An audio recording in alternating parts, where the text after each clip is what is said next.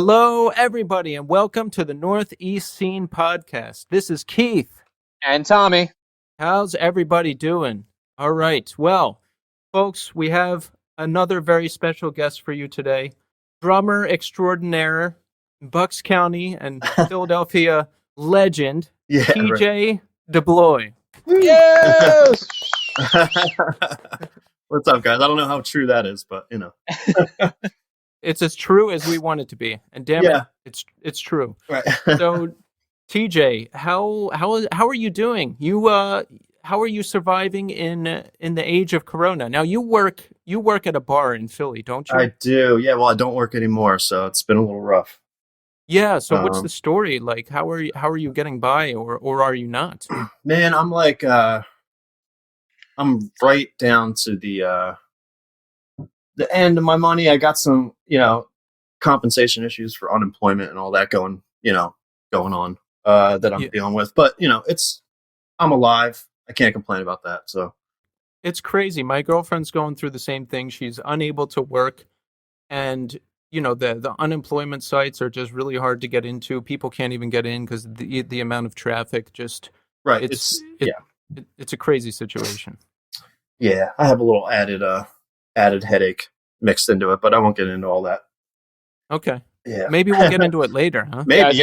We'll possibly stumble back to it. We definitely will. So, what's your day-to-day look like? What are you doing? How are you staying sane during all this?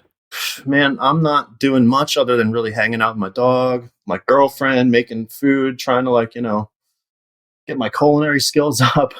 I don't have a drum set here, so it's like I'm dying. I haven't played drums in like over 2 months, and I'm literally losing my mind. Oh wow! Yeah, I don't think I have a practice pad, but it's not the same. It's just not the same. No, of course not. Yeah, not at all. I don't think I've picked up a guitar since I don't know. It's been a long time, months and months and months. Because once my band kind of stopped again, I was just like, well, that's it. Yeah. So we're just, Tommy and I are just doing this now. Tommy, do you play guitar often or no? Yeah, I play like 3 times a week just because Ellie's really into it, and I bought her a guitar for Valentine's Day. So like 2-3 days a week, we come down and practice together. Oh, that's good.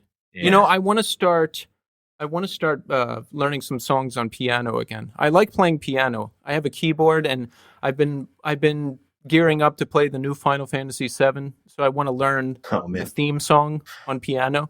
There you go. I heard it's like, isn't it like a bunch of parts, and each part costs like $60 or something ridiculous like that?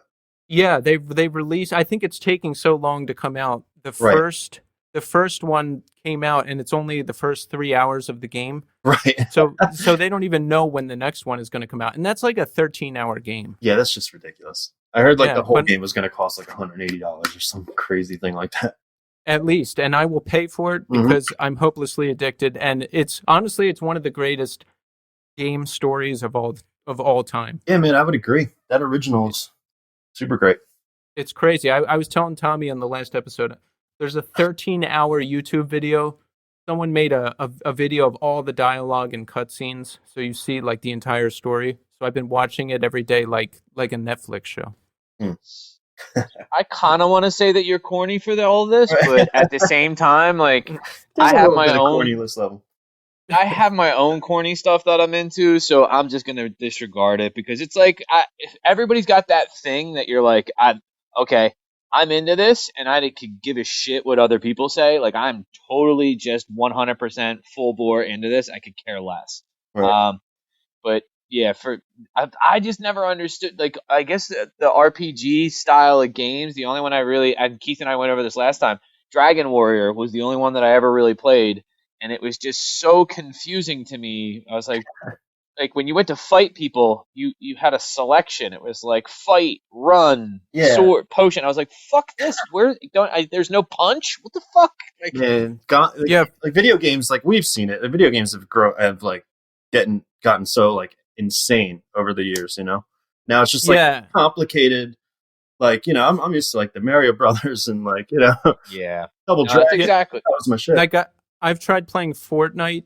I tried playing that last year, and it's, you're fighting, but they're like, you're falling through midair and building an entire house around you while like while you're falling. I have no idea how people do that. I gave up. It's not for me. I told you there's one of the kids at my school is like ranked nationally for that, right? Really? Yeah. There's like a kid at my school. He's got like a YouTube video or a YouTube channel, a Twitch channel. He like makes money from him and everything. He's like he goes to like these tournaments and shit like that. He's really, really good. That's great. I wish that was my career. He's also 11. Dude, young kids, they love to watch those videos of other people playing games. It's like, why don't you play the game? No, I'm just going to watch a video of these people playing the game. Like, what? Dude, that's a thing. It's weird. I'm like that now. Like on my lunch break, someone will be like, hey, I'm going to live stream myself playing Quake, the original one. And I'm like, oh, great. And I'll like sit there watching it while eating lunch. I remember. Really? Dude. It's fucked up. It really bugged me was my daughters. We got them iPads, I guess, about a year ago, and I remember they were sitting there the one day, and there's like a YouTube, and then there's kids YouTube, so they were on kids YouTube, and I was like, wow, they were like really engrossed in it. I'm like, what are you guys watching? I'm thinking it's going to be something like vaguely educational, like maybe it's like an Animal Planet video or something like that. They're literally watching other kids unbox toys and open and play with toys. I'm like, there's fucking $2,000 worth of toys right there in the same room you're sitting in, and you won't play with them. The one time I saw Evelyn playing or watching a video of somebody playing with toys that she already fucking had. She has them. They're in the same room she's sitting in, and she's like, no, but they're telling a story, and it's like literally they're just saying like dumb dialogue, like little kid coming up with like, hi, I'm Ariel the mermaid, and I'm gonna go and fly. And I'm like, fucking, you gotta be kidding me! You're spending time watching this? I know, it's great. I do it too. It's weird. I can't explain it. It just happened. I looked over my shoulder at my daughter watching it. I'm like, are you just watching somebody play the game? Why don't you play the game? Yeah. She's like, no, I like doing this. It's cool. Yeah. Tell me, less how effort old on our are your part. kids now? So the twins are 6, and then Estelle is 7 months yesterday. Oh wow, yeah, that's great. What about you have a daughter, right, TJ? You have 2, don't you? 2 daughters. Yes, I got 2 of these things. Wow. One's a teenager, right? Yes, one's 14 and one. That is, yeah. Boy, time flies, doesn't it? Yeah, they're like people. It's nuts. So TJ, tell us how you first got into hardcore and some of the initial bands who made an impression on you. Man, how I first got into hardcore. Goodness. Yeah. Okay, so I'd say about 5th grade, I started, classic. I started listening to, like, it was like 1994. I remember I bought my first CD. It was like Green Day and Weezer. Was it Dookie? Yeah, Green Day, Dookie, Weezer Blue Album. Yeah. I think that if I didn't like get those 2 CDs at the time, my life would have been different. I mean, I probably would have found it later, but it helped shape really like everything. I was like, this is great. People are angry. This is awesome. Yeah. It probably started with like Nirvana too. Nirvana was in there. There was 3 bands. That was like, I was really never like into music much before. Like, okay. Like my mom, like I remember like listening to like, or hearing my mom like play the Bee Gees and like Bruce Springsteen. She was big into Bruce Springsteen, but it was never really my thing. I was like more like just play, like hang out with my friends outside, play in like, like the creek or like, just like play Teenage Mutant Ninja Turtles or some bullshit. Like I never really got into music, Yeah. And I don't know, 5th grade, I was just like, some of my friends that I looked up to were like, hey, we're listening to this. You should listen to it. I'm like, yeah, all right.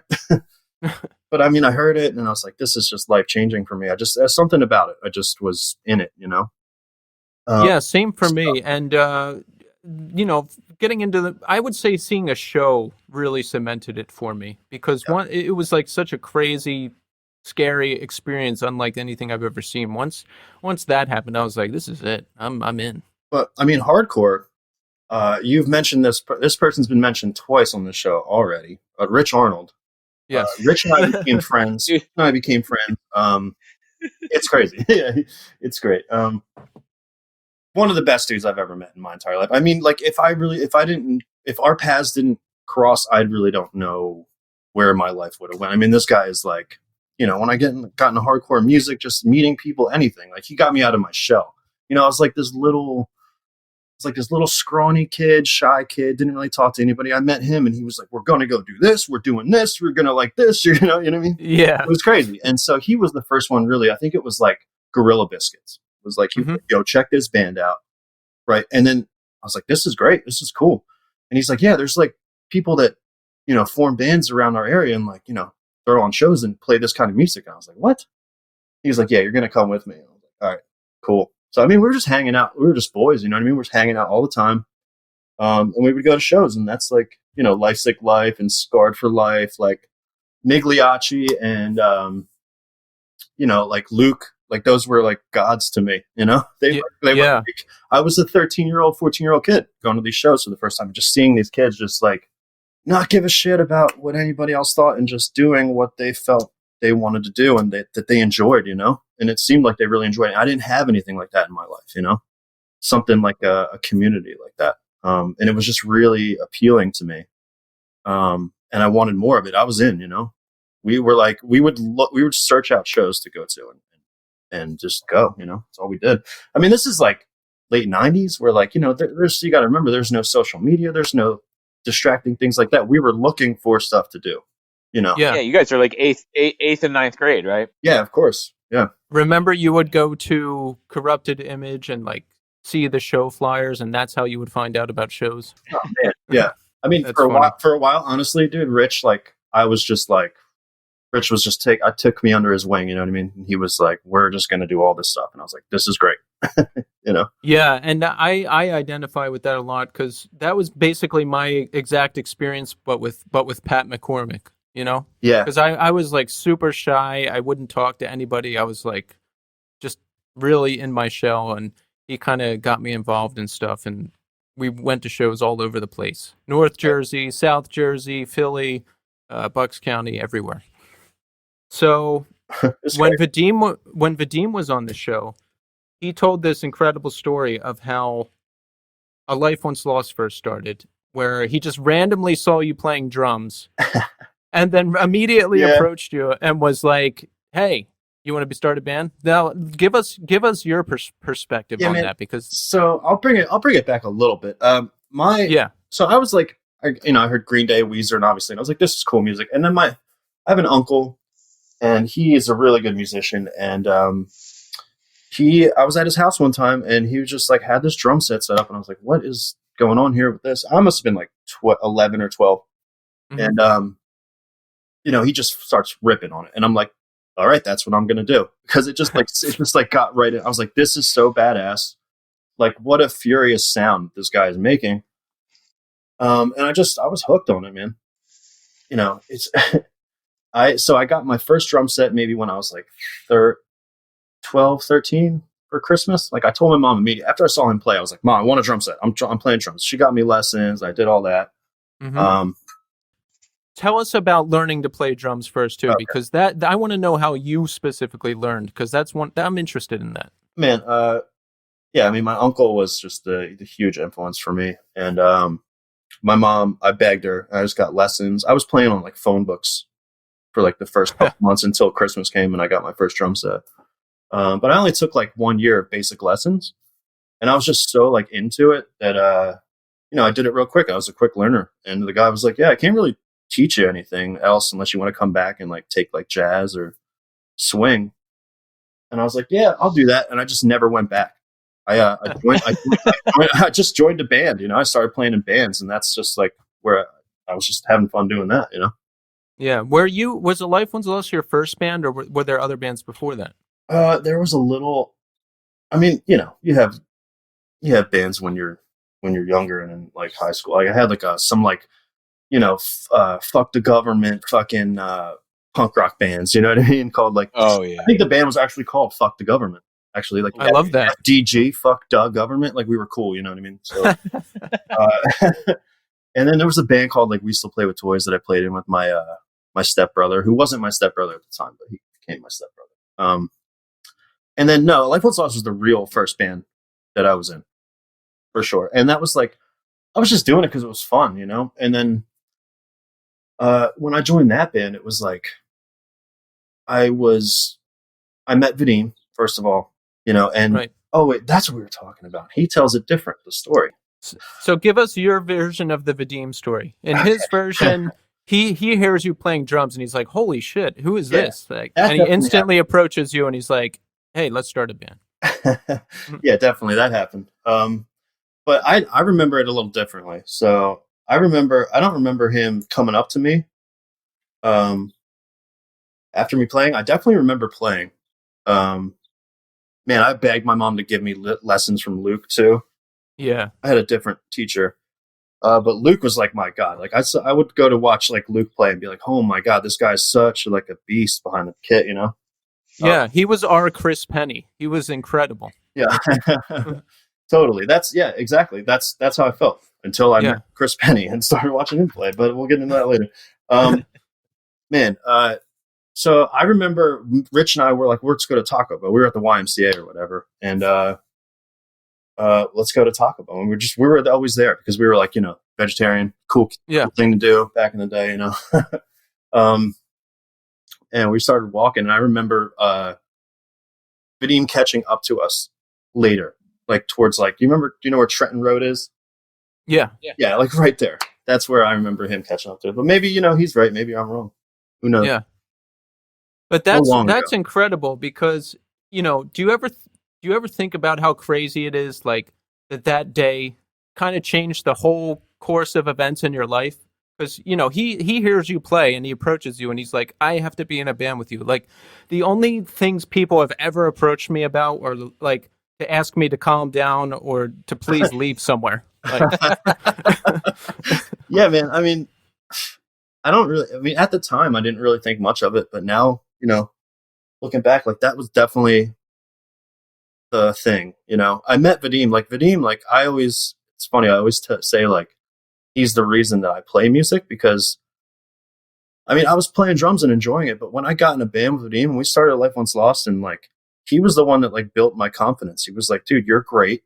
Let's go, let's run these parts. Like, you know what I mean? He boosted my confidence. Like, you could actually fucking do this thing, Yeah, and you could. I remember specifically alifeoncelost playing in my parents' house when you were still in the band early on, and my dad and his friends were just really impressed with you specifically. I remember them asking me like, "Who is that?"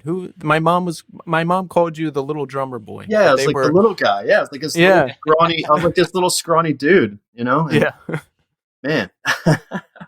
I was scrawny until I was 18. Let's be honest. Yeah, I was scrawny until about 3 years ago. Right. Yeah, I finally caught up with myself. Man, it's funny too. Like that one of the tours that Vadim mentioned too, when we were on tour in Canada, I remember setting up my drum set or whatever and hearing somebody in the audience being like, what's this kid gonna do? And then I remember being like, you know what, I'm gonna fucking show this dude. And I remember like just ripping it because of that.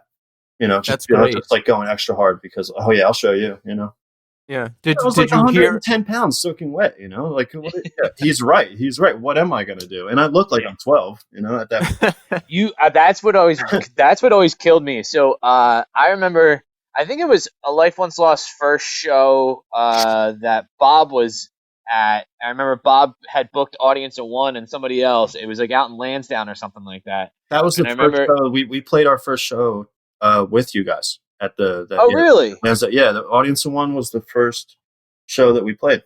That Lansdowne Friends School show, BJ and all that. Wow. Yeah, that dude, that Fire Down Below dude. Yeah. I know. So, I loved hearing the episode of Vadim because he's talking about how it happened. I don't even remember that. I didn't know that Vadim just called him and was like, "Hey, we're gonna play this show.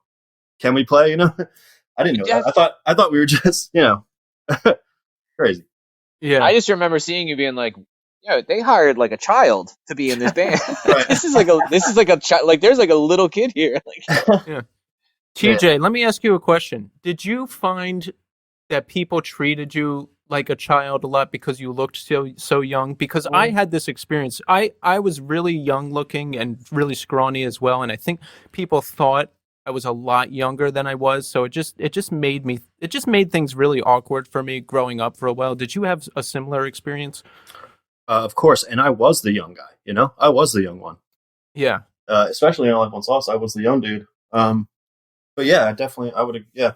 I got them all the time. And like, getting picked on and stuff like that. I never got bullied in school, but I got picked on like, through people I've been in bands with for sure. They gave it to me. Oh my God. I was actually thinking about this. I was thinking about this. Tablet, man. Come on.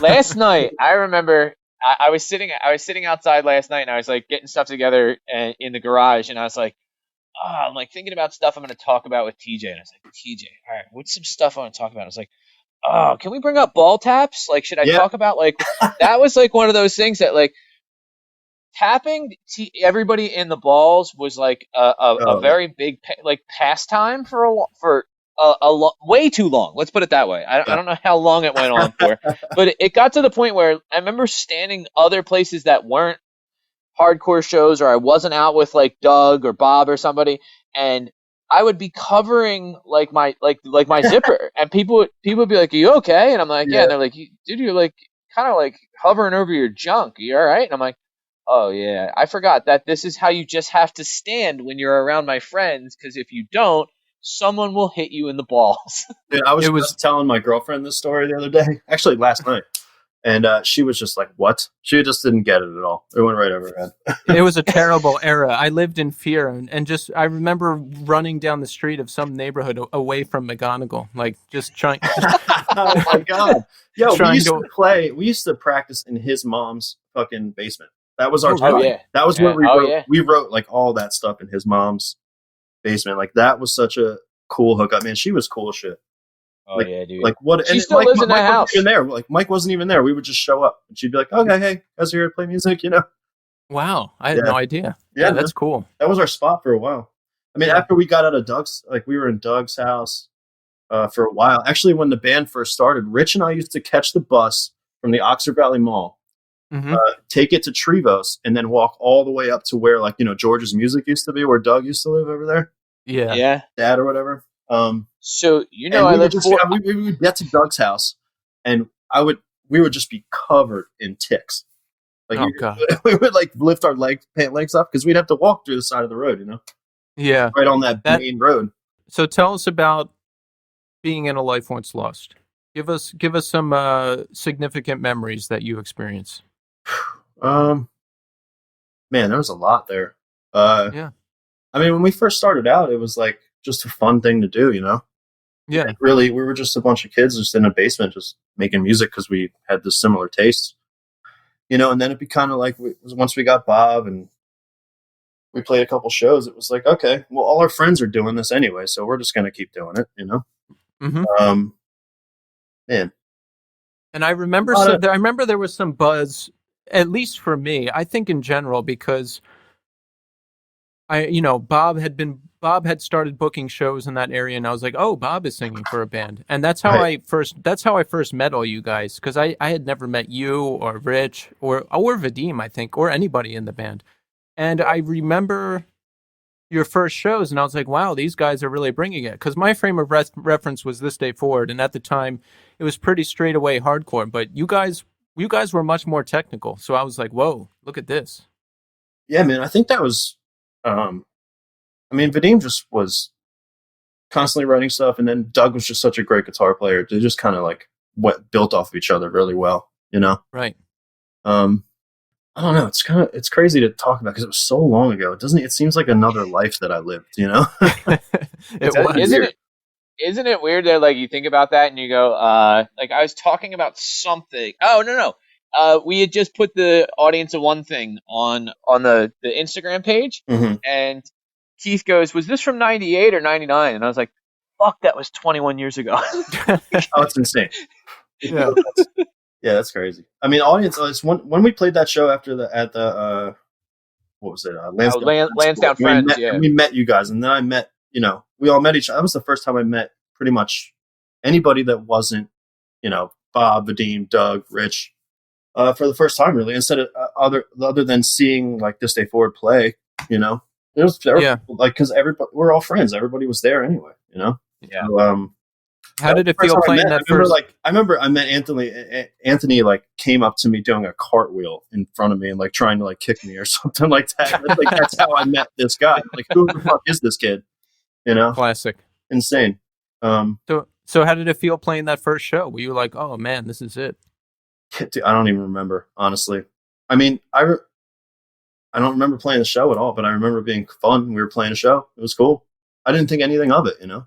It Yeah. wasn't like I didn't really start thinking I was good at playing the drums. Like, I didn't even know. I was just doing it for fun, you know? I didn't Right. know until somebody came up to me at a show, a Life-on-Lost show, and they were like, dude, you're sick. And I'm like, maybe I am sick. Maybe I am pretty good at this. I don't know, you know? It took me a while to even, like, click in with that I was, like, doing something that people actually liked. I was just doing it for myself for a while, you know? Just hanging out with my friends, writing some music, having fun, you know? Yeah, and I like that because I wish I had approached it more as just like a fun thing, because for me it was like, this is what I'm going to do. This is what I have to do. Like this is going to define my whole life. So there are specific moments I remember, like learning the songs in my first band and the first show and like the first record. It was just like all so important to me. See, I don't remember you playing.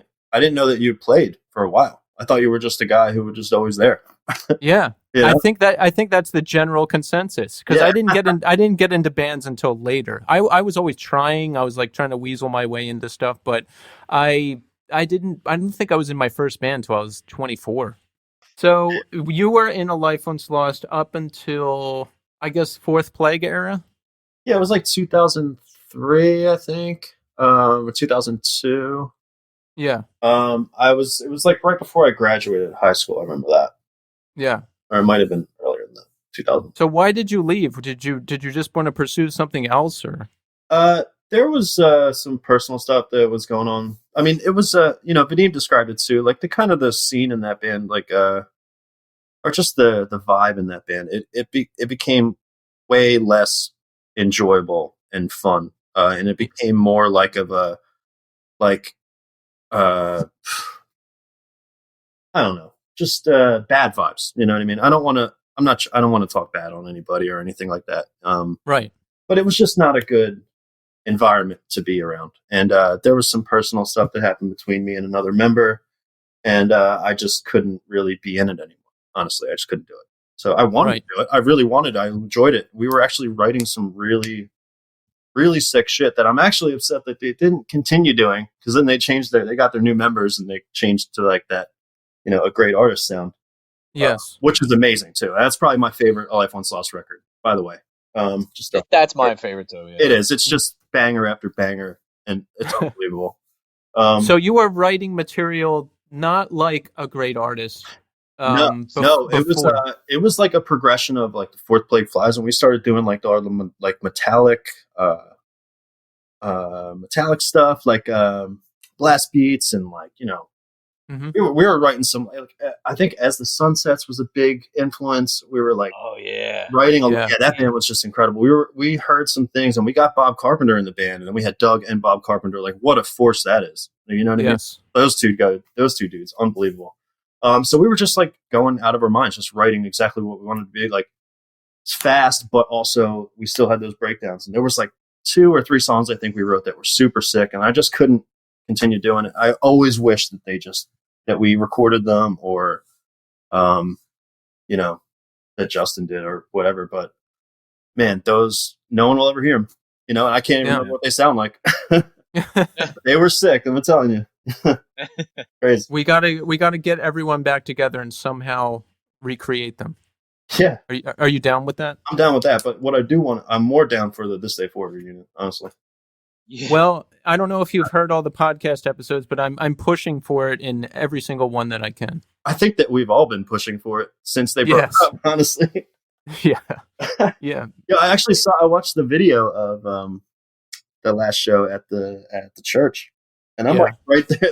I'm like right there in the middle. I'm so young, but I look the same, but I'm so young. Crazy. Yeah.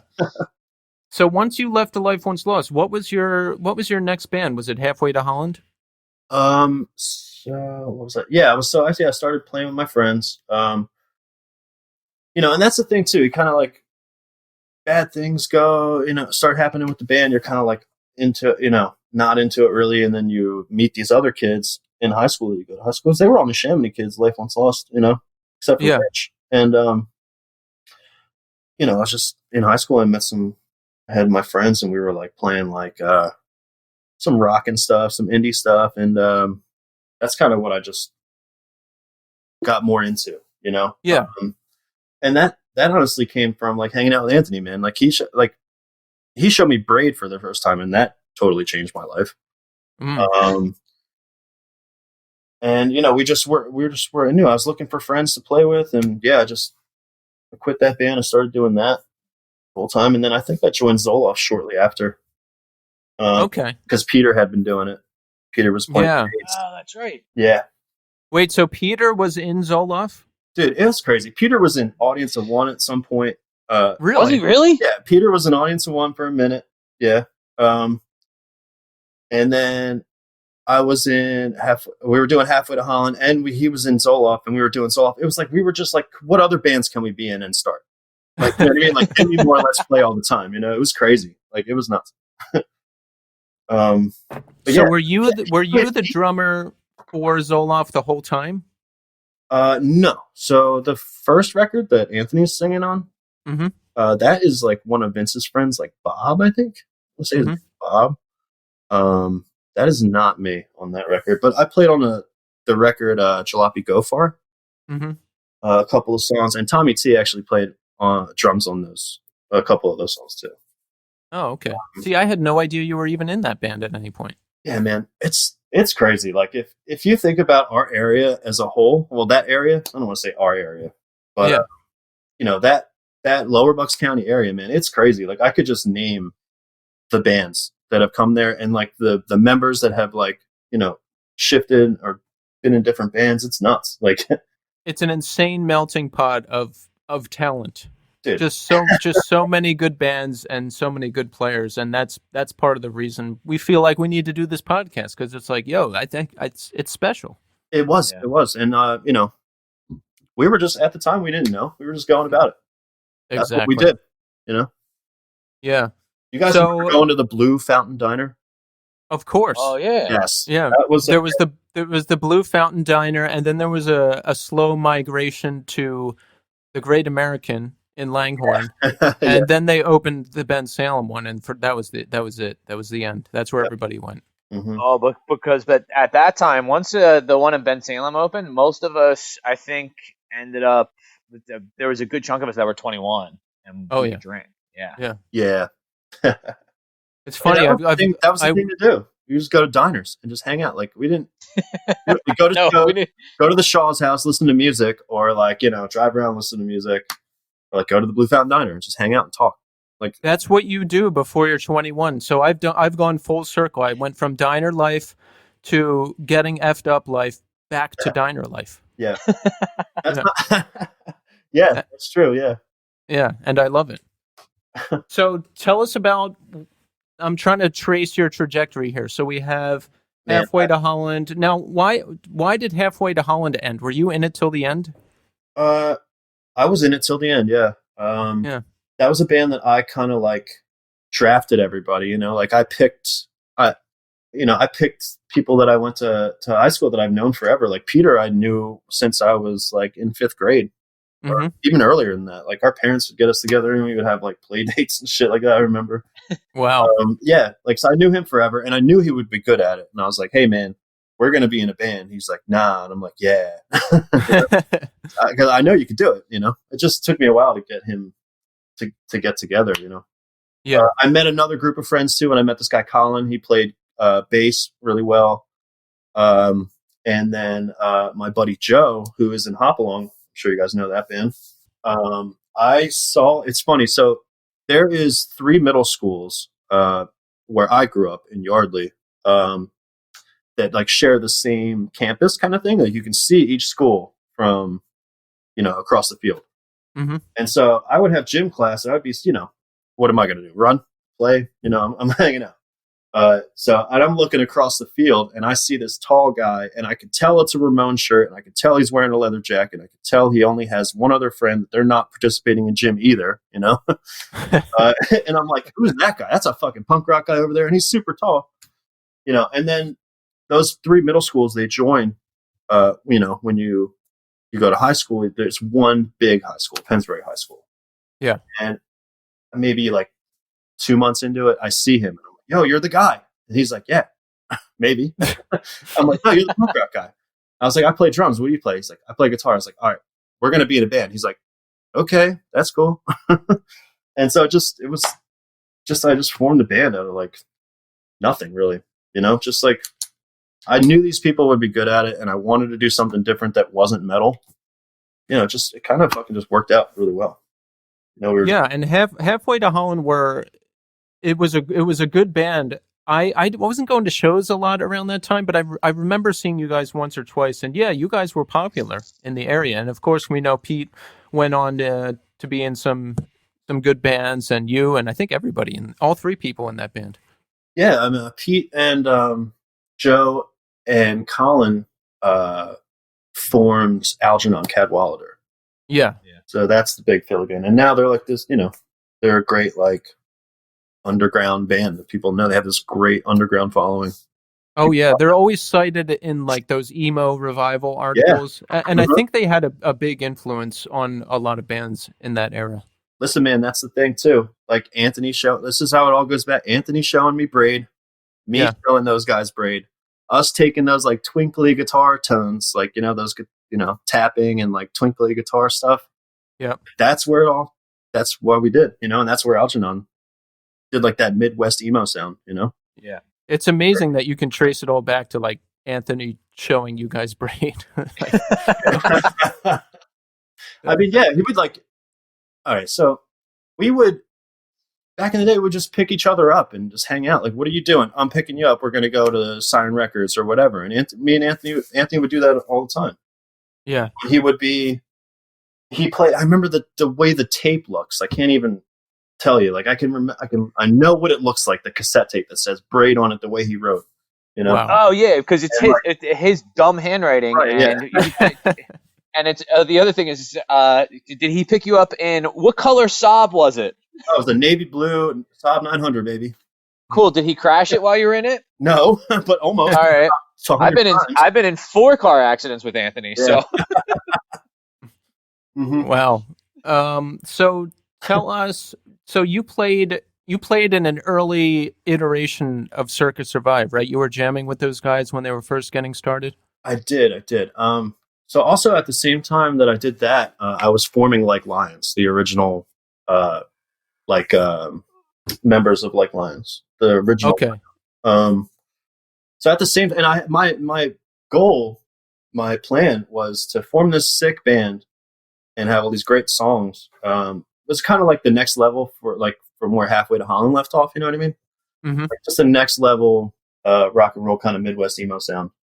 And my, I always wanted, since I met Anthony, I was like, I want to be in a band with this kid.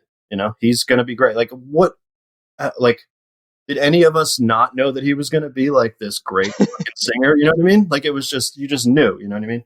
It's true. I remember seeing Audience of One in the early days, and just Anthony's interactions with people and how people responded to him. You could just tell there was something there. So by the time it got to Circa Survive forming, I think everyone in Bucks County made a play to get into that band, myself included. You made a play. See, I was ass. I don't know. I think we were just hanging out when he was back, and he showed me a demo. Like the original demo, that song that I played on, was just like Colin playing it. And it's like, this is great, man. I was like, you're not going to go back to California, right? You're going to do this. And, I would like to think that I pushed him in the direction of staying. Mm-hmm. But yeah, man, he just, they just asked me to play, and I did. And I was all about it. I was like, this is finally we're going to do this thing. And I get to be in a band with Colin. Oh, and Brendan's going to possibly be in it. And like, this is crazy. Like all these people I look up to, that I always want to play music with. Yeah. So we got together, we're just like jamming and stuff. And, we recorded that one song with Vince. I think some other guy played bass. I can't even remember his name. I don't even think I was there when he did it. We just like kind of just jumped in and just did that one song. And then that was it for them. That's all they needed, Yeah. And it was cool. I'm glad to be a part of it. And people are like, "Oh, you were in Circa Survive." I'm like, not really. No, I wasn't really in it. Like I wanted to be in it. I really did, but Yeah. I, just wasn't in the cards for me.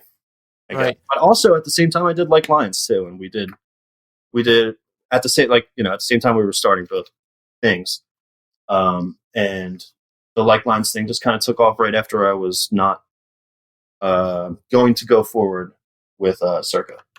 And I think that must have softened it a bit, right? Because now, for me, being in all I wanted was to be in a band and be in a band I liked, and it was like the most important thing in the world to me. And sure. I've done like 2 tryout things. One went bad and one went okay, and I ended up in the band. But like, I could not handle rejection at that time. So, had I been in that situation, I probably would have just completely crumbled. However, just ending up in Like Lions right away must have softened the blow, because those were the 2 bands in the area. Those were it, Circa Survive and Like Lions. And you were a part of both of them. Damn. Yeah, I guess so. I didn't really think about that, I mean, shit, man, I would say This Day Forward is up there, though, too. But they were broken up at that point. Yeah, that's very true. Very true. Yeah. But, man, I don't know. Yeah, I guess you're right. I'm not looking at it like that. But the whole... Yeah, because from an outsider perspective, I can tell you, I was in my first band. Stylistically, it wasn't exactly what I wanted to be doing. And I looked at Circa Survive, and I looked at Like Lions, and I looked at you guys playing together, and I was like, God damn, like, I wish I could be doing that. Like that. Actually, Like Lions ended up playing the first Circa Survive show at North. Yeah, that's the exact show I'm referencing. I was like, I need to be on that. I need to be part of that. Mm-hmm.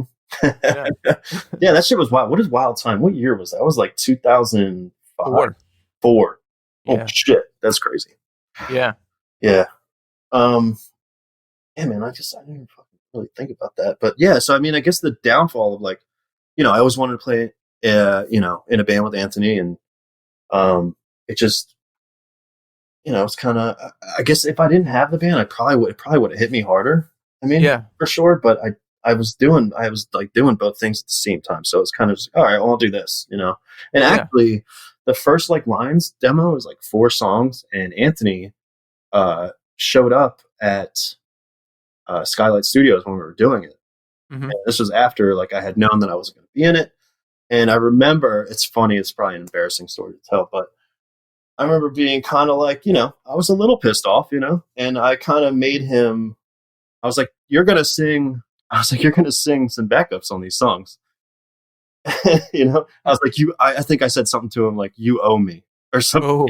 Like that. And I remember Vince taking me outside and be like, why are you being a dick to Anthony like that? Or something like something vague. Like, these are like pieces of memories that I have, Yeah. But I remember that happening, and he's on 2 of those tracks because of that, because he just showed up, Yeah, one of those tracks is floating around on YouTube. I went back and listened to it, and it's incredible. It's so good. He does the ending to Cheap Seats, and then he's also does like a little thing on a Sweet Side, I think the song is called.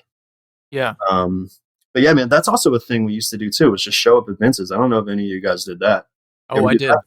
Yeah. That was fun. It's awkward it was awkward even back then. I remember showing up randomly when Bob was recording vocals for the first alifeoncelost record, and it was just him there and Vince, and I felt really awkward. I was like, I feel like I'm in the way. Like, let's go.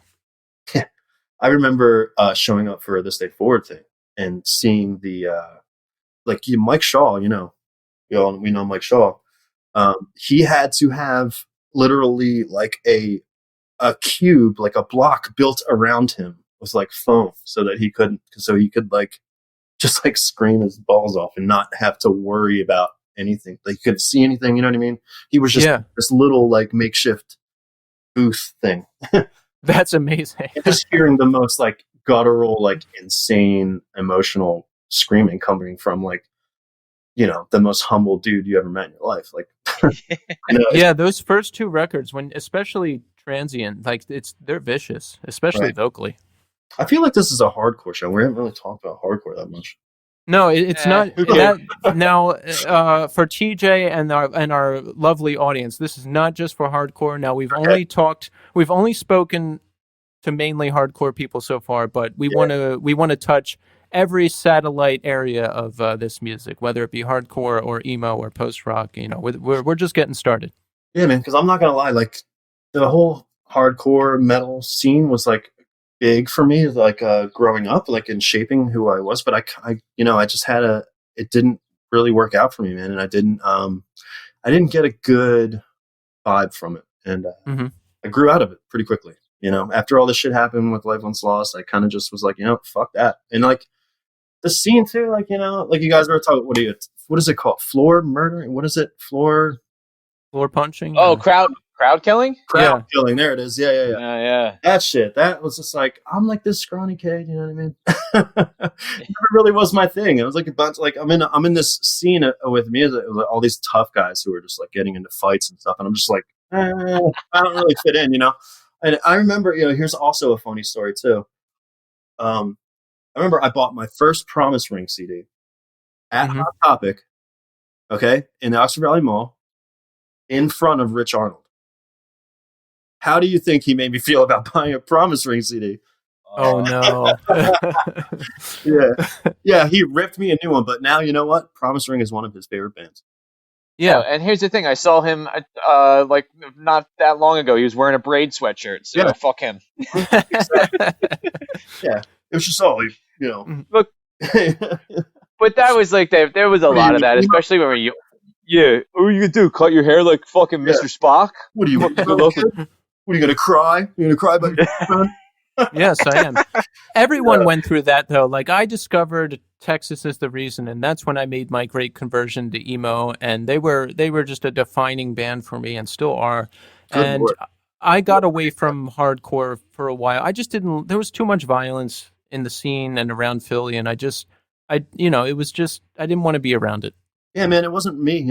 I love all the people I met, and like I have some friendships, and from people that I met doing it, still, and I love it, but it just wasn't for me, man.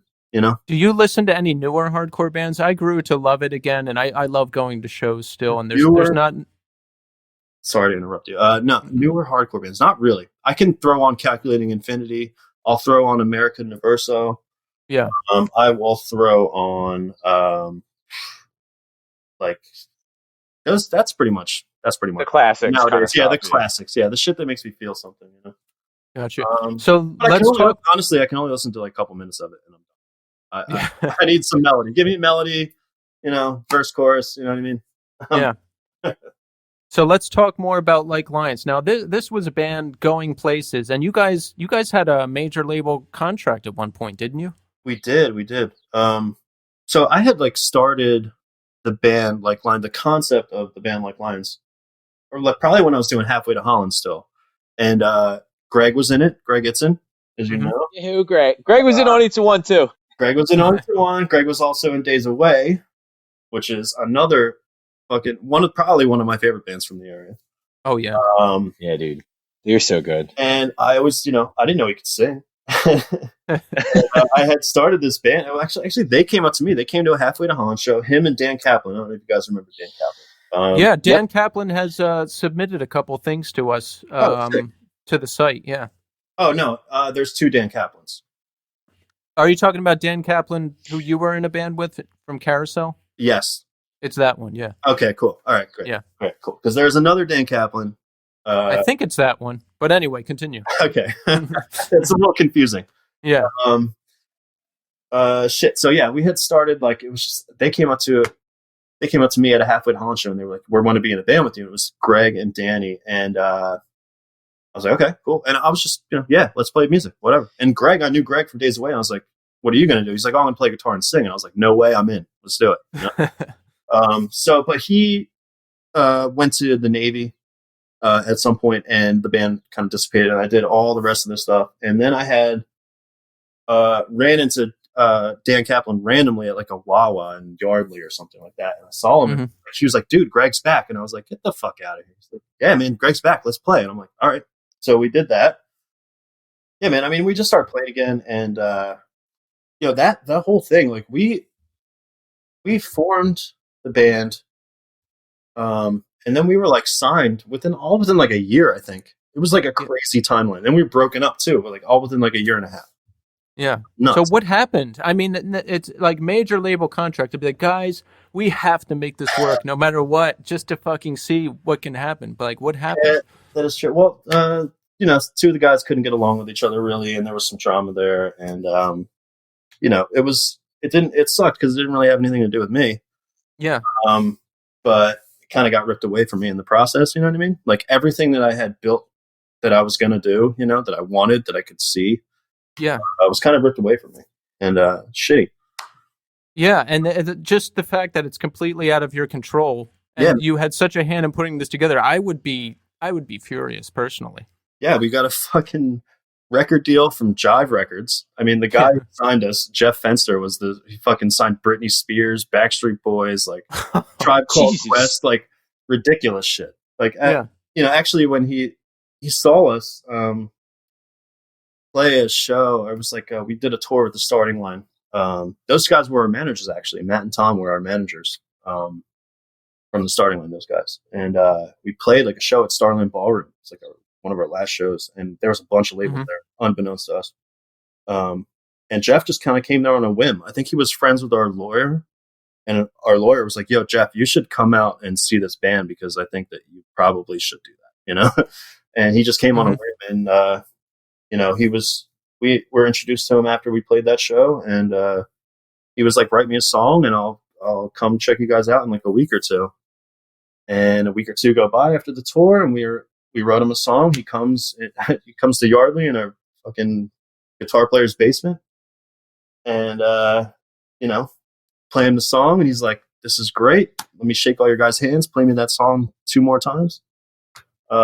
He's like, I'm in, you know? He was all about it. It's crazy. It was such a whirlwind of everything was happening so fast for me in that band that I didn't really like. I was just enjoying playing the music, you know. I wasn't worried about much else that was going to come from it. You know what I mean? I just knew we were good. I knew that we were good. I knew I didn't have to worry about that. I knew I just wanted to enjoy myself. You know? Yeah. I remember outside after when he came to that practice and we were like talking to him outside, he got a fucking call from Axl Rose. he's like, it's Axl, I gotta take this. I was like, what the fuck is happening right now? You know, this is nuts. I would, my head would be swimming. I'd be like, what the fuck is going on? Like, I actually looked him up recently. I think he turned out to be like some kind of creep show. He probably was. He was like a senior vice president A&R over there. So, you know. Yeah, I think you have to be slimy to be a senior vice president of A&R. Like, it's part of the deal. I remember one of the things he said to us at one time was like, yes, I did sign Britney Spears, and no, I did not F her. Oh, God. Yeah. Oh, like that's your caveat to it? Yeah, we were like, what? Oh, God. Whatever. Well, so what did you do after that? The band's done. It's like, fuck, we had this thing. Like, what came after that? When we did the Like Lines thing, so there was many renditions of Like Lines. I don't know if you guys knew that. There were like very different member lineups, you know what I mean? Yeah, I remember after the initial one, it was like 2007 or something, and Greg had another version of it, and it was like an old country thing. And yeah, exactly. There was like 4 different versions of this name of this band. I don't know why. Okay, so when we had started the one that was going to get signed, I had found out that my girlfriend was pregnant. Mm-hmm. So I was going to have a kid. I knew I wanted to play music professionally. It was the one I didn't go to college or anything. I didn't take the prerequisites to get into college. I knew I wasn't going to do it, you know? Mm-hmm. I wanted to play in a band. I wanted to sign to a label and put a record out. So I graduated 2002. So by 2006, this is when all this was happening. Yeah. Or no, 2004, 5, 2005. Yeah. It was born in 2005. It was just a lot, man. It was like, man, it's a thing to like see your future, like kind of like lined up. Like, okay, I'm going to do this. I'm going to do this. I'm going to have the kid. I got the girl. I got the band. This is great. Everything's going to happen. Right. Yeah. It kind of gets like ripped away from you with that. Like, really, and that has nothing to do with you, you know? Yeah. Out of your control. It's devastating, man. It's like my dream was just pretty much ripped away from me overnight, you know? Right. And I went into dark depression. I started using drugs, and just being in a bad way. And eventually it led to me and my ex-wife's split up. And yeah, man, I had a couple of really dark years after that. Actually, a lot of dark years. It's been a while. So let's say 2007, I think. Likelions was totally done 2007, 2006, something like that. Mm-hmm. I'm horrible with timeline too. Vadim's like such a sharp memory of like all the things. I'm like, I think it happened around this time. Yeah. You know, you can approximate it because Vadim's memory is uncanny. We can't all be held to that standard. Yeah, how about him being like, yeah, that's October 14th. It was actually, we were playing in Long Island. I'm like, how the fuck does he remember this? I don't even know what I had for breakfast yesterday. Fuck, he knows the day he broke Edge. Like, that's insane. Yeah, dude. He fucking remembers everything. It's unreal. Yeah, so it was around that time, you know? Yeah. And then I probably didn't get my shit together until about like 4 years ago. So yeah. It's been a while. So for me, there was a lot of dark years for me as well. 2006 is when my longtime relationship ended, and then I was like, well, I'm just going to kind of do whatever I want to do. And that continued till about 2010. And then 2010 was another level of, just not caring and doing whatever I want to do. And that continued until about 2014. And that's when things got really bad. Now, when did we see each other? Remember when I was hanging out with Pat and we met up at Bailey's? Oh, yeah. I do remember that.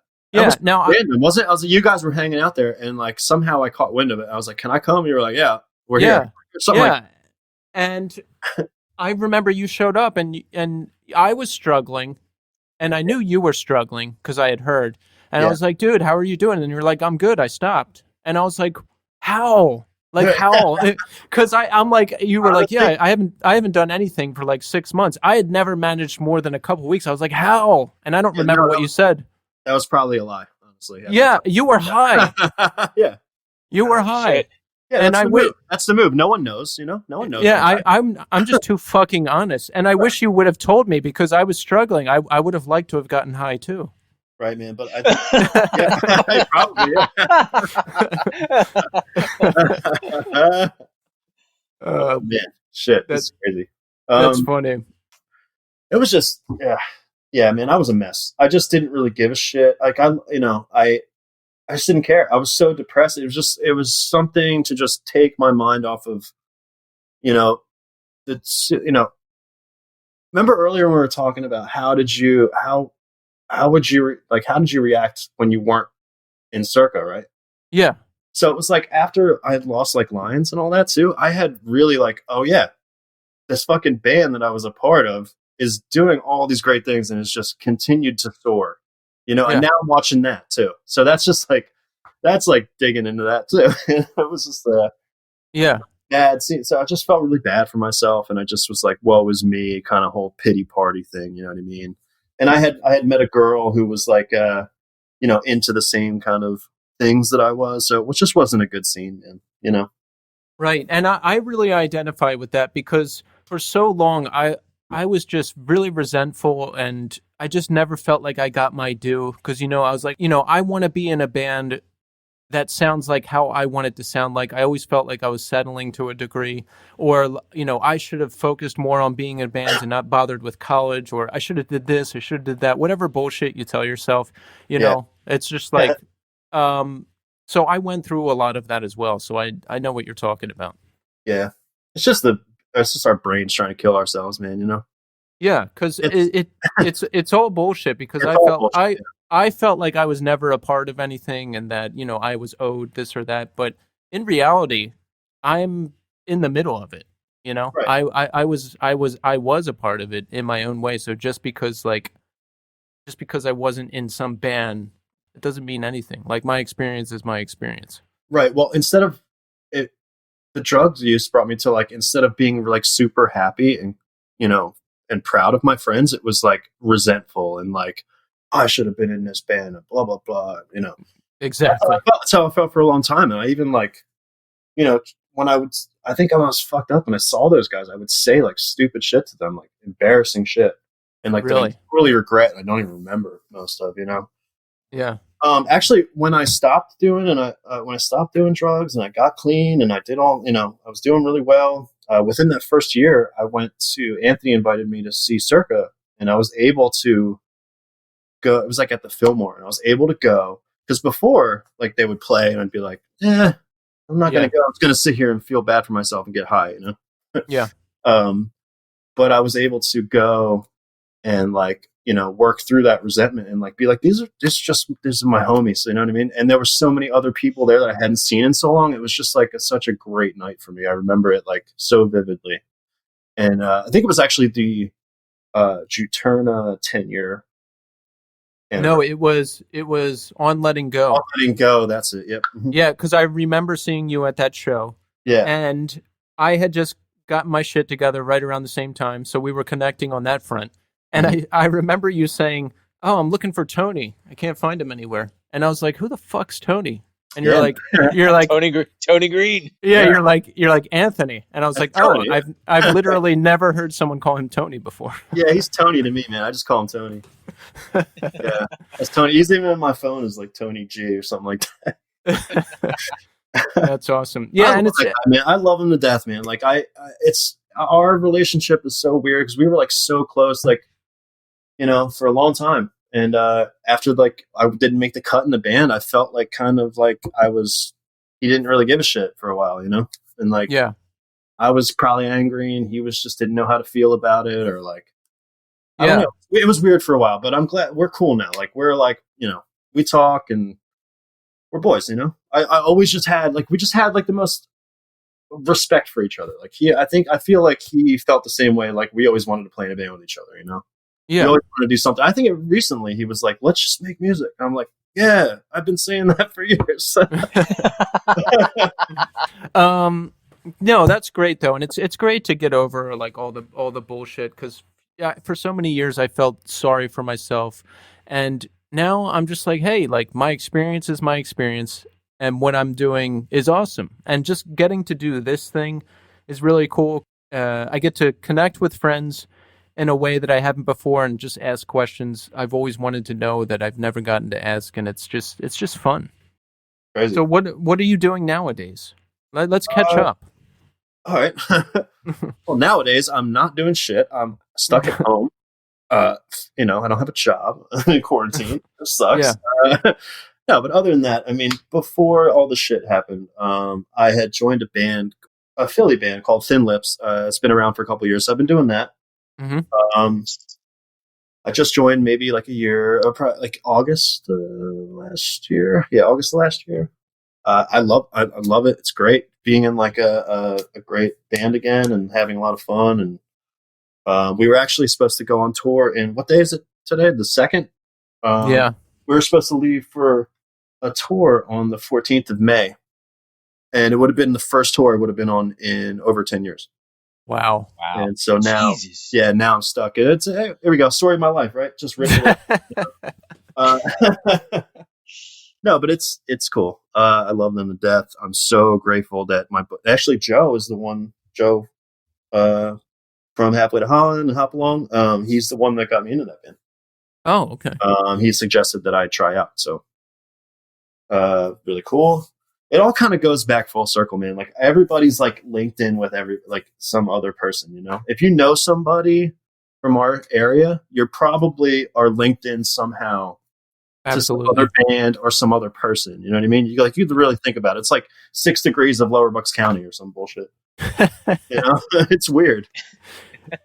Philly's like that, man, and surrounding areas. Yeah, for sure. Yeah. I also have, I met a friend of mine, Deirdre. I met her about 2 years ago. Mm-hmm.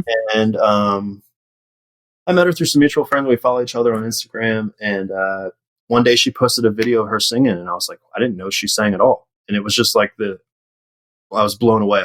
I hit her up. And I was like, we're going to make music together. And she's like, okay, cool. That's kind of how I start bands. I'm like, we're going to make music together. I'm like, all right. But I've been doing that too. So her name is Deirdre French. She's really good. And we're going to make some hits together. We've been recording some stuff here and there, probably before all this happened, we were doing like once a month in a studio, like have a studio session once a month, like all day. We've written some really cool songs. So I'm doing that. I'm playing in Thin Lips. And other than that, I'm doing nothing right now. Yeah, no one can do anything. All the shows were canceled. All the tours were canceled. We don't know when it's going to start up again. But hang in there because that tour is going to happen again, damn it. And we're going to come see you. So. I think we have like 3 of the dates rescheduled for like November. How long was the original tour? Like 2 or 3 weeks. Okay. It's supposed to be with a band called Diet Sig. I don't know if you guys have heard of them. No, they were great. Oh, cool. All right, so folks, we're gonna check out Thin Lips, right? Yes, at Thin we're Lips. we're gonna listen to only the first 2 A Life Once Lost records because TJ is on those. We're gonna find only listen to a great artist because that's the great record. Okay. We're gonna find the original Likelions songs on YouTube, and we're gonna listen to those, right? Okay, yeah. And we're gonna listen to Handshakes at Sunrise. Yeah. The Circa song. Yeah, man. But only that song. Sure. No, I'm just kidding. That little drum beat in the beginning that I did, that was like, I think Colin was like, do some little drum thing in the beginning. I was like, all right, cool. And I just like made it up on the spot and like in Skylight. Yeah. And people love that thing. So that's cool. Yo, that's actually, can I actually ask a question about like just playing drums in general? This is one of those things that like, when I think about drummers, I think about like most people try to think of, all right, well, they keep the beat or they have the rhythm that goes along with it. You're one of the people that like, when I hear your style of playing, I immediately think of like Braid or Appleseed Cast, where it's like, no, the drums are another instrument that goes along that has like the same type of, like, you can do things that are tonal, you can do things that are rhythmic, you have a real master kind of like way of thinking about the drums that are not just, oh, okay, now I just have to keep the time. Like, right. how did you break away from that mindset of like, all right, I'm just going to keep the rhythm to like, I'm going to do, something that kind of accentuates this part of the song, or my own thing that kind of leads into this. Like, how did you wrap your brain around kind of getting to that part of playing? Fuck, man. It was just probably being influenced by the sound and the way that certain drummers were playing. Like I was heavily influenced by John Bonham for like the hits, like the hard hitting stuff. And then also Damon Atkinson of Braid and Hey Mercedes too. If you know that beginning of that Braid record, that Frame and Canvas, he does that drum thing, right? Yeah. Always stuck with me, and that's probably why I love that record, because it starts out with you know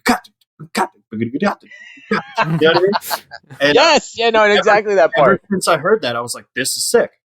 Why wouldn't I play stuff like that?" You know what I mean? Yeah. And also, I would probably attribute it to Vadim. He really helped me. He shaped the way that. Because I played the drums and I played them pretty well when I was younger, right? But then we started this band and he was like, we were writing parts together, doing like intricate stuff because it's that kind of music. Mm-hmm. And that probably helped me a lot too, Vadim for sure. And building my confidence and just being like, yeah, you could do this. Just do it, It's so awesome because it's just like when I hear certain drummers and I go, that's way different than other people play drums. Like, yeah. That's a very different way. Like I always think there's a Appleseed Cast song called Steps and Numbers, and there's just the drum beat in the background of it. For some reason, I always think of it as like it's I can't even put words to it. It's not even just like relaxing. It's like it literally takes me to a different place. Like as soon as I hear it, like I'm like, oh my God, how is that so fucking good? Like it's just to wrap your brain around it is like almost impossible. And then the more I listen to it, the more I realize like I have no fucking clue what this guy is playing. Like as I'm listening to it, I'm like, I can't even track this. Like I can't even think. Like at least with Meshuggah, I can eventually just go, okay, I can kind of tap this out with my fingers. Like yeah, it's all in the double bass. Yeah. Yeah, like with this guy, if you take the double bass out of Meshuggah drums, they're so easy. Yeah. Like you just hit the snare and the crash cymbal. Like sometimes. but it's like there's certain that style of playing where I hear it and I just go immediately. I'm like, God damn, that's awesome. Like Yeah. it's neat that like you were able to, especially with there's a likelions song that you do something really cool in the beginning. I think it's called is it Everywhere We Go? Is Oh that yeah, a likelions? it's like got the banana. Yes, Yep. dude. Wait, do it one more time. Banana. Yes, Yeah. that's fucking it. Dude, it's so funny. It's like I always used to when I had that. I had for some reason I had like a weird copy of that. I must have gotten like a blank, like a CDR copy of it or something. Skips. And yes. Yep. Yeah, they all do that. Fuck. Okay. I literally thought I'm like I have a bad copy of this song. Something's fucked with this. Everybody's got the bad copy. God damn it! All right, good. Well, there was something where it was like it was glitched, and then we just we copied that glitch CD over and over again. We don't even listen to them. You know what I mean? We're just like whatever. Okay. Oh God. Yeah, you kind of get right. that extra like clip. That's fucking wild. All right, well that just cleared up like 2 years of like every time I heard that like because there's that song and God, there's something else on there that I hear it and I go, God, it's so like as soon as I hear it I can go, that's TJ. Like and it's instantaneous. Like it's so your sound. Such a cool way of thinking about it. That's cool. You guys want to know something cool too? Yes. There's a cool story about Fourth Plaugue flies. I'm going to let you in on a little story. Oh yes, please. So when we recorded that, we did it in one day. I did the drums at least in one day at Vincent. I probably did it in a couple hours. So that was towards the end of alifeoncelost where I was already leaving, but I had agreed to like play shows and like do that record, right? Yeah. And the Owls were playing and New End Original, which was I was at that show. Yeah. So that was the day that we had tracked. I had tracked at least personally the Fourth Plaugue flies all within like 3 hours. Mm-hmm. Yeah. And I was so done with the band that I had a double bass pedal and it was broken. The left pedal was broken. So if you listen really closely on that record, you can hear the imperfections of the double bass pedal, and it's because it was broken and I just didn't give a shit. Yo, so I remember hearing a story about this, and I don't know if it was from Doug or if it was from Carpenter, but I remember him being this was like not far after the recording was done, him being like, dude, we were so pissed. I didn't know this. Carpenter's a pretty good drummer. Like he's like not phenomenal, like, but he can play. He was like, dude, we were so pissed about some of that shit. Like we almost had fucking Carpenter just redo the whole thing. Yeah. I think Peter picked me up. He was like waiting outside to pick me up to go to that show. And I was just done. I did the songs and I was like, I'm out. See you. And then Bob had like come and talked to me, like ran after me outside and was like, hey man, like blah blah blah. I'm like, whatever, just get away from me. Yeah. And then I got my fucking face melted off by New End Original at the show, who I'd never heard before. I had no idea who Jonah was. I didn't know that the dudes from Texas and the Reason were in it. And they play this. All right, if we can go into it. Yes. I mean, it's at the church, which is the best venue in Philadelphia, hands down. Yes. They get up there, they play this long, kind of drawn out, like the drummers on the toms for like 5 minutes. It's like this opening song, right? It's like chill. And then Jonah goes like, hey guys, what's up? We're New End Original. And it's like, and they just start rocking. I'm like, oh my God, who the fuck is this band? I was blown away because I was only there to see Owls, I was there just to see New End Original. I was obsessed with Texas is the Reason, and I missed them. I got into them after they were broken up. So when I heard two members were forming a new band with the frontman of Far, I was like, holy fucking shit. So that you gotta be kidding me. Yeah, so I watched them and I left before Owls played. Wow. Owls were sick too though, but New End Original definitely blew them out of the water. For sure. Yeah. Do you remember that? Like the opening songs just chill for like No.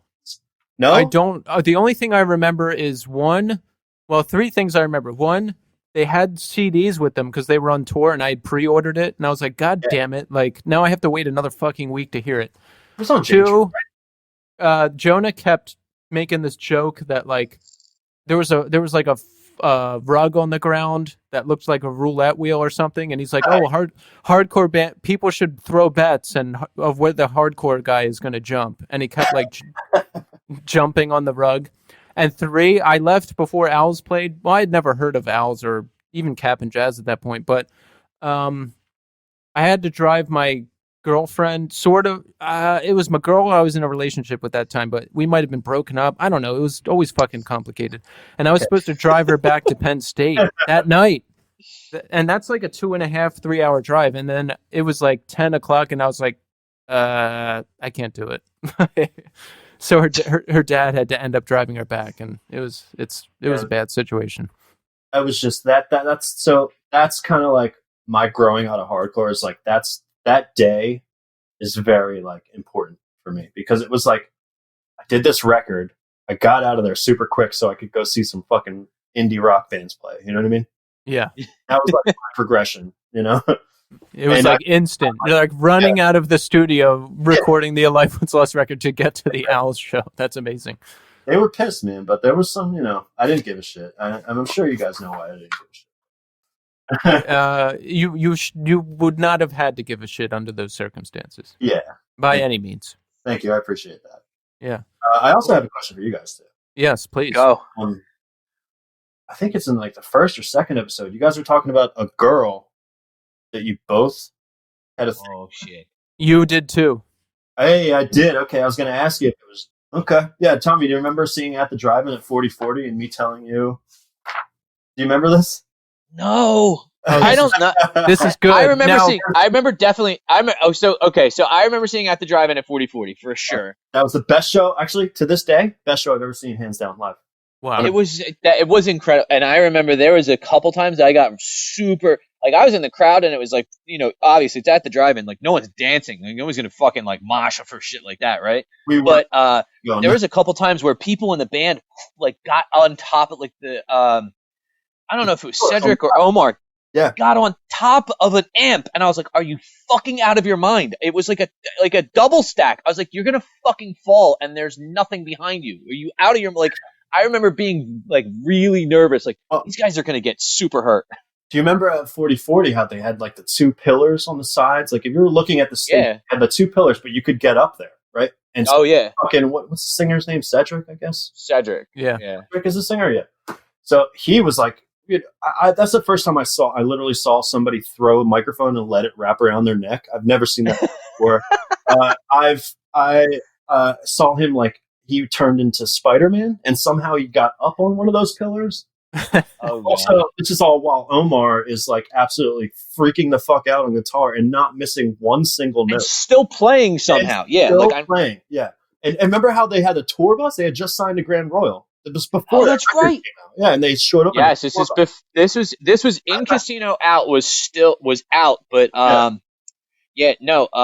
the fucking one that was on Grand Royal? In Relationship.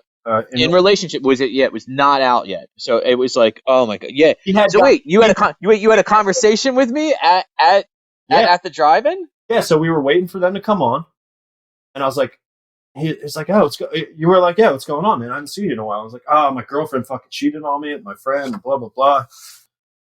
Which is also, side note, repeating story in my life. Apparently, I don't know what's going on there, but. And you were like, oh no, man, who is it? Like, and it turned out, I think maybe like 2 months you were dating the girl. Oh, wait, it was you, Tommy? No, I wasn't. No, it wasn't Tommy. No. Oh, okay. No, it wasn't me. No. Oh, so within 2 months you ended up with that person. Maybe I'm getting to see my timing is all off. It was probably a while, but I remember it being like, oh man, Tommy was like on my side about that. But now he's like dating her. Oh my god. But but I agree with both of what you guys were saying. She was just like this great person. Like, how could you not be into this great person? Yeah. She was such a nice girl. And then the thing was, it's like, what always bummed me out was like, and we dated for a while. Fuck. Yeah. It was like after me, I'm pretty sure. So TJ, did you hate Tommy after you heard that he was with her? I probably was upset, at the time. I'm Yeah. sure. Like it's like now you're like, what? I'm 36 years old now. How the fuck old are you? It's like, Yeah. geez, you know what I mean? Like, It's ancient history at this point. it's crazy, and it Yeah. affected. Like to think that I would let it affect somebody as important to me as Tommy is. You know what I mean? Yeah, In my life, and it's so wild. Is like it's one of these things that like we talk about this show, and like the whole theme that we always really want to kind of thread through this is like we've been friends since we were little kids. Like you guys really watched me grow up. Oh yeah. Yeah, 100%. Really seen me grow up. Like you know. Yeah. I remember the first time I saw you at that Lansdowne Friends show. You had like spiky hair. Yep. Like, and I'm pretty sure, I could be wrong on this. Were you wearing a dog collar? Probably, was that yeah. something? Yeah, I remember that now. So Okay, I was really heavy. Like I heard Vision of Disorder, and I was like, "This is my fault." Oh shit! Right? I could have swore you had makeup on too. I didn't want to say something and be like a dick, but no makeup. Remember, I just have really deep features. You know? okay.